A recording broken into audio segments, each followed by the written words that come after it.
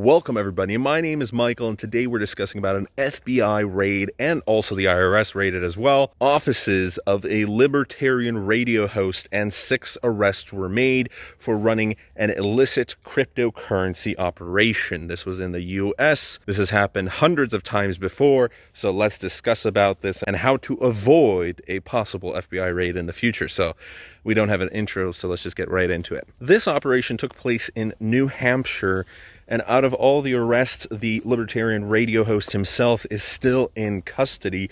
What are the charges? It's for running an illicit cryptocurrency business where they were selling and dealing with cryptocurrency without a license. The main issue is not having a license, and these licenses are the same ones that you need for operating even a crypto ATM business. The fees can be very high. It varies based on states, and obviously taxes are going to get quite heavy, so that's why the IRS is involved. And sometimes the fees cost anywhere from $50,000 to $100,000. So the moral of the story is, at least in America, you need to pay for your licenses.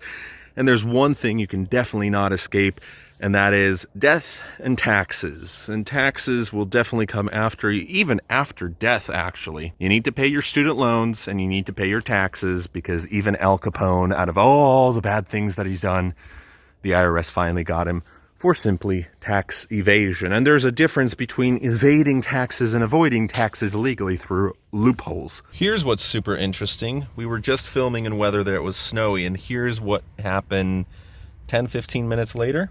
As you can see,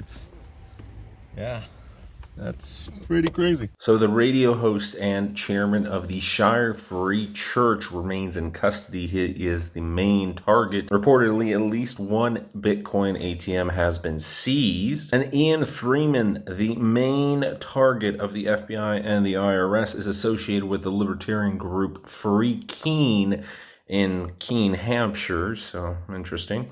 They were federally indicted for allegedly participating in a conspiracy to operate an unlicensed money transmitting business. That's the official legalese by the U.S. Attorney's Office for the District of New Hampshire. According to the indictment, the co-conspirators misled financial institutions into believing that accounts used for their enterprise, which was the Shire Free Church, were for charitable donations when they were actually for an unlawful virtual currency exchange business. Ooh, it makes it sound a lot more spooky than it actually is, but they were probably making a bunch of money through it. They did avoid, or rather evade, taxes. That's probably why it is a church, because that's one of the only ways you can really actually avoid taxes legally, fully. It gets really complicated, so we're not going to get into that. But basically, it was supposed to be a church cryptocurrency enterprise business.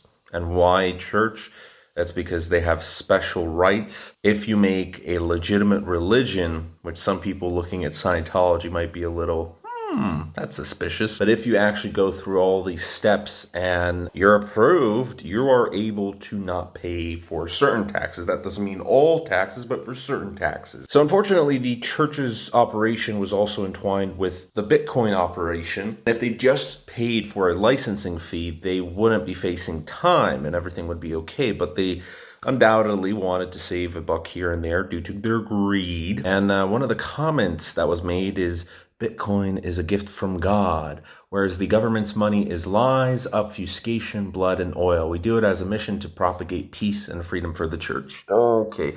And that's why they got involved, because not only are you evading taxes, but you're also just shouting it out loud, just like John McAfee. So as soon as that happens, the IRS gets really involved. Also, if you're super loud about it, there's a program that the IRS pays anywhere from, I think it was 10 to 30% of how much they're able to seize in the end, or at least a total value at stake. So if it was millions of dollars, someone's able to rat you out and earn over $100,000. So if you're shouting it really loudly from the rooftops that you're evading taxes, undoubtedly one of your neighbors will report you because they want money and they're following the law and they're going to be pissed off. So Freeman complied with KYC stipulations as far as he knew, but I don't think that's what the government really cares about. I mean, that's important as well, but things got really complicated when the individuals decided to make their own church, and they obtained legal advice in 2017 regarding their status as a cryptocurrency operator.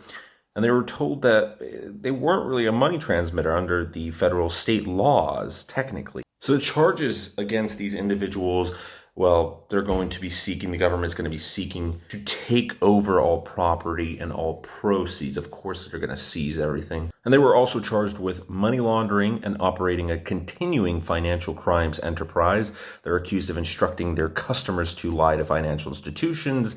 And this is where it starts to get like, yeah, it gets a little bit more shady. Every single paragraph, it goes further down. You're breaking one law, but then you're breaking another law, and that's when they slap you with this organized crime charge. And that's not a fun one. So they have wire fraud charges, and this is due to lying to all the banks that they used, and also credit unions, which include Service Credit Union, Cheshire County Federal Credit Union, Wells Fargo, TD Bank, FGA Federal Credit Union, First Tech Federal Credit Union, JP Morgan Chase, and Bank of America. So the list is kind of bad. That's not too good. And on top of all of this is where it gets it's the cherry on top.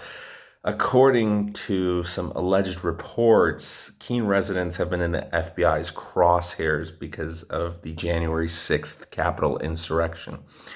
So the riots, the protests on the Capitol, and I have my own opinion about that. But it's just funny how that overlaps with this, which has absolutely nothing to do with it, apart from certain individuals just attended the church and were part of it technically. But it increased heat, the whole thing. So what can we take out of this? The number one thing is A, if you want to avoid taxes, do it legally. B, if you want to evade taxes and you're going to do it illegally, this is totally not a recommendation by me. But the logical decision would be to move out of the country instead of still staying inside the country and deceiving banks, because banks don't really like when they're deceived, and the IRS really doesn't like people like these guys.